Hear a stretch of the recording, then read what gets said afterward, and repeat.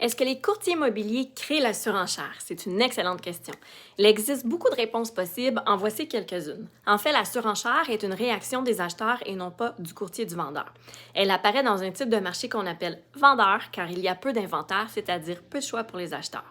Si nous avons l'impression qu'elle est fréquente, détrompez-vous car en janvier 2025, dans les Laurentides, elle représentait seulement 8% des transactions. L'offre et la demande. Les propriétés sous les 400 000 sont plus susceptibles d'en faire partie. Elle est le fruit d'une chimie entre la beauté de la maison, sa rareté, par exemple une superficie habitable plus grande que les autres du secteur, un bachelor ou autre facteur se démarquant la maison des autres sur le marché. La présentation qui sera faite alors qu'un vendeur va épurer sa propriété ou laisser son courtier faire un home staging qui va améliorer la présentation versus un sous-sol rempli de meubles qui ne laisse pas l'acheteur figurer où est-ce qu'il pourrait mettre ses propres meubles.